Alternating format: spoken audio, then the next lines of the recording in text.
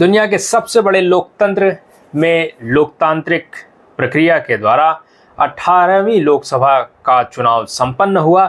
लगभग 90 करोड़ से ज़्यादा मतदाताओं ने इसमें भाग लिया और ये अपने आप में एक अनूठा रिकॉर्ड है।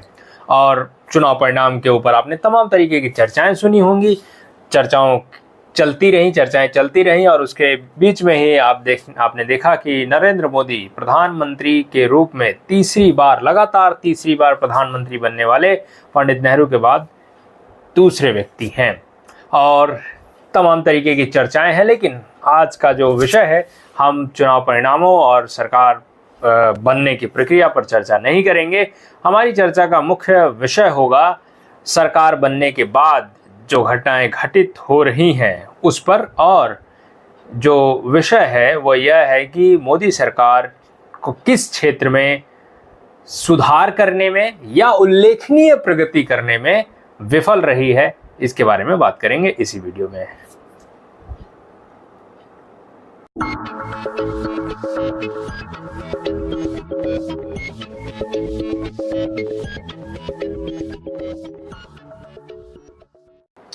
नमस्कार, तर्क ज्ञान पर आपका स्वागत है। मैं हूं दिग्विजय। इस वीडियो में हम बात करेंगे देश भर में इस समय जो सबसे चर्चित या आप कह सकते हैं सबसे ज्वलंत मुद्दा है, उसके ऊपर बात करेंगे।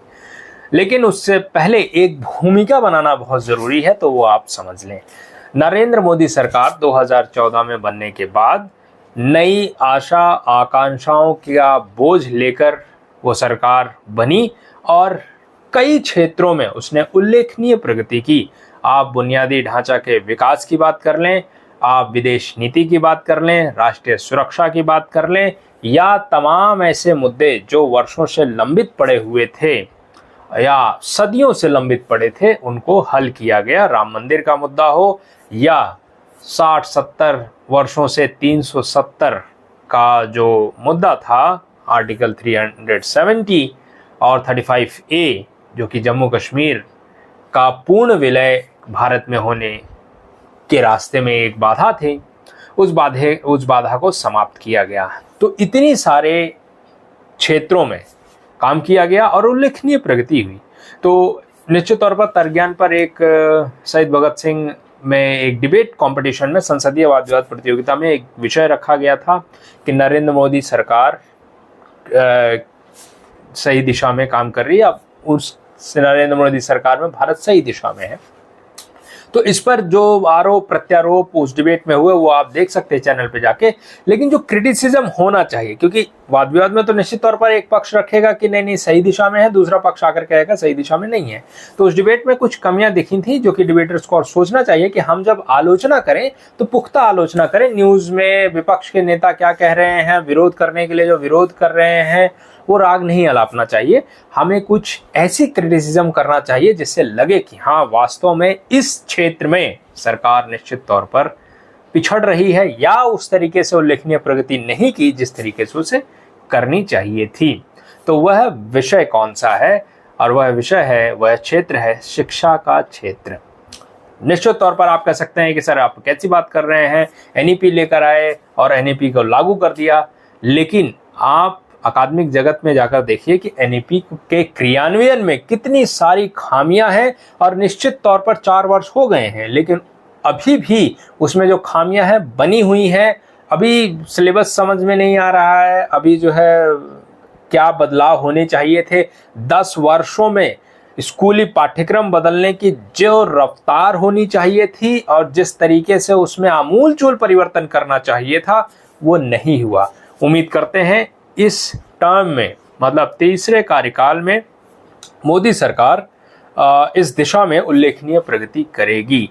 जैसे बहुत सारे तथ्यों को तोड़ मरोड़ कर पढ़ाया जाता रहा विद्यार्थियों को, और भी कई ऐसे विषय रहे हैं जिसमें कि सरासर झूठ पढ़ाया जाता रहा। जैसे कि एक उदाहरण आपको दें कि औरंगजेब ने मंदिर बनाने के लिए भूमि दान दी, सहायता दान दी, और जब उनसे पूछा गया कि आप इसका सोर्स बताइए, तो उन्होंने बोला जी हमारे पास कोई सोर्स नहीं है। तो इस तरीके की चीज, तो परिवर्तन कैसे करेंगे? और शिक्षा व्यवस्था में यदि आप बदलाव नहीं करेंगे, उसके कंटेंट जो कि बच्चों के दिमागों में भरा जा रहा है उसमें अगर आप सुधार नहीं लाएंगे, तो निश्चित तौर पर विकास जो होगा वह पूर्ण विकास नहीं हो पाएगा।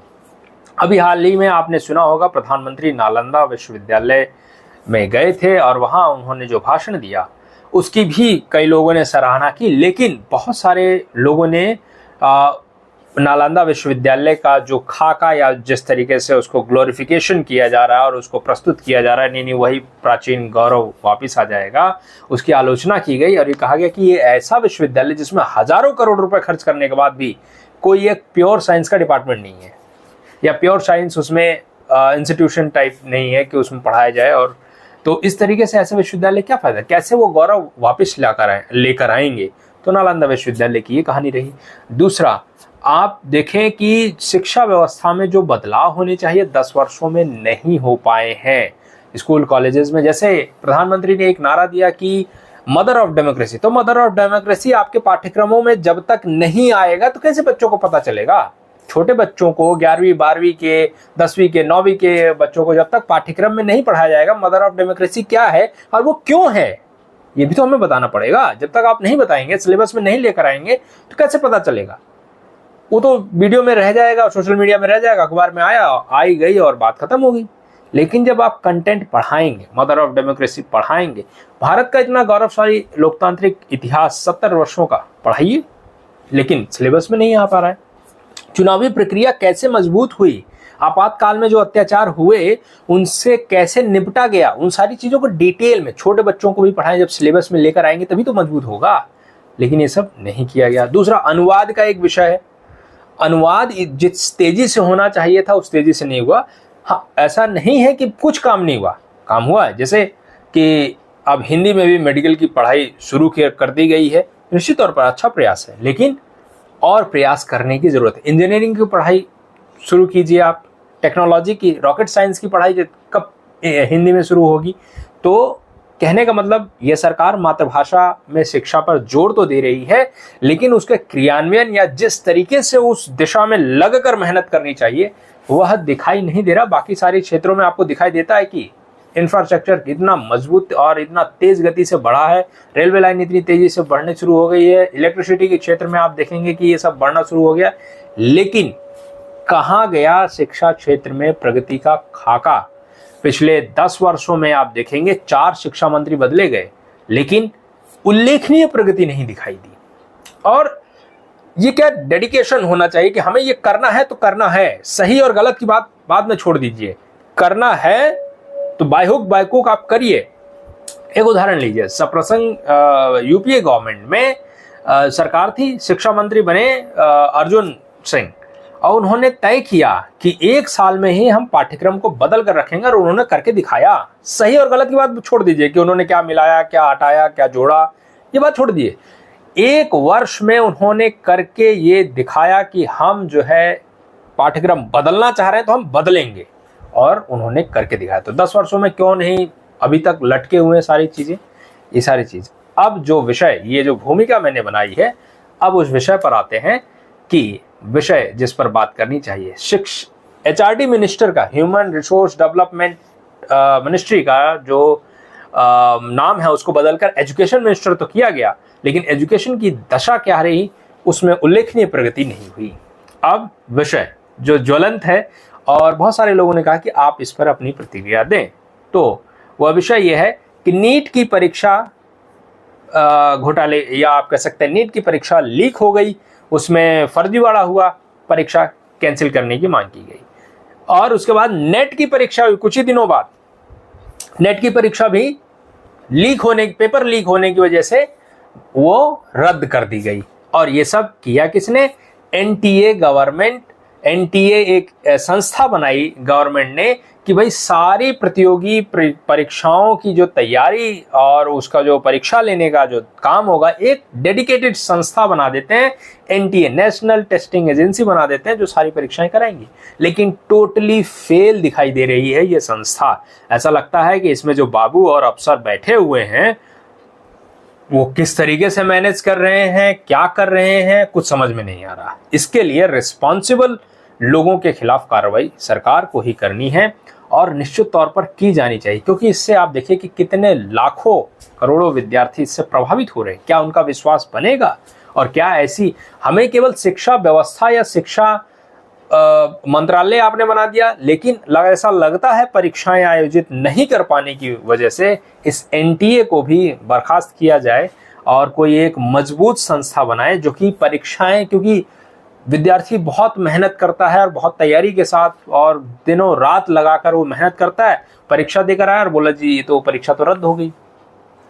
तो क्या मानसिक चीजें उसके ऊपर बीतती हैं, ये भी हमें विचार करना चाहिए। जब हम एक खुशहाल समाज की बात कर रहे हैं तो हमें ये देखना पड़ेगा कि जो लोग तैयारी करके आ रहे हैं, जो लोग मेहनत कर रहे हैं, उन्हें उनके साथ उनकी परीक्षाएं रद्द ना हो। तो एनटीए में जो खास तौर पर निश्चित तौर पर जो बाबू, जो अधिकारी, जो अफसर बैठे हुए हैं, उन्हीं का ये नकारापन है कि वो एक बुलेट प्रूफ तरीके से परीक्षाएं नहीं करवा पा रहे हैं। अब आप कहेंगे कि ये बहुत ज्यादा आलोचना हो रही है। ये केवल इस सरकार की आलोचना नहीं है, स्टेट गवर्नमेंट्स भी बुलेट प्रूफ तरीके से शिक्षा व्यवस्था नहीं, प्रतियोगी परीक्षाएं नहीं आयोजित करवा पा रही। कुछ दिनों पहले जब राजस्थान में चुनाव नहीं हुए थे, कांग्रेस गवर्नमेंट थी, उसमें देखेंगे परीक्षाएं इतनी लीक हुई तो उन्होंने परीक्षाएं कराना ही बंद करा दिया कि भाई हम परीक्षाएं नहीं कराएंगे। ठीक है, तो इस तरीके, तो कहने का मतलब पूरा जो सिस्टम है वो खोखला हो चुका है इस क्षेत्र में, खास तौर पर कि प्रतियोगी परीक्षाएं कैसे करवाई जाएं। और निश्चित तौर पर उसके ऊपर काम करने की आवश्यकता है और सिर्फ शिक्षा मंत्रालय ही बनाना नहीं, एक परीक्षा मंत्रालय भी बना देना चाहिए जिससे कि परीक्षाएं आसानी से हो सके। तो कुल मिलाकर सरकार को कठोर कार्रवाई करनी ही चाहिए और निश्चित तौर पर उन छात्रों के भविष्य के साथ खिलवाड़ नहीं होना चाहिए और जो लोग ऐसा कर रहे हैं उन्हें पकड़कर कड़ी से कड़ी सजा दी जानी चाहिए, यही है। और इस पर मैं स्पष्ट मानता हूं कि इस दिशा में और इस क्षेत्र में सरकार को बहुत मेहनत करने की ज़रूरत है और जिससे एक वातावरण ऐसा बने कि छात्र यदि मेहनत कर रहा है तो उसको जो लक्ष्य या जो चीज़ वो प्राप्त करना चाहता है वो प्राप्त कर पाएगा। तो इस वीडियो में इतना ही, मिलेंगे किसी और वीडियो में बहुत ही जल्द और किसी अन्य विषय के साथ। तब तक आपसे एक ही अनुरोध है कि इस चैनल को देखें और अपने अन्य दोस्तों के साथ ज़रूर साझा करें। डिबेटर्स सोचना शुरू करें कि हम आलोचना कैसे कर सकते हैं, केवल मीडिया में गई बातों को लेकर आप आलोचना नहीं करें। अभी आपके एग्ज़ाम चल रहे थे, एग्ज़ाम्स हो गए हैं, तो आप कुछ सोचें कि आलोचना कैसे की जाती है। विपक्ष के आरोप को लेकर सरकार पर वही रखेंगे तो सरकार के जो जवाब है वही टीम वापस फेंक देगी, ऐसा नहीं, हमें कुछ सोचना पड़ेगा। तो डिबेटर्स हैं आप, तो निश्चित तौर पर आप अच्छा सोचेंगे। और इस वीडियो में इतना ही, मिलेंगे बहुत ही जल्द किसी अन्य वीडियो में। धन्यवाद।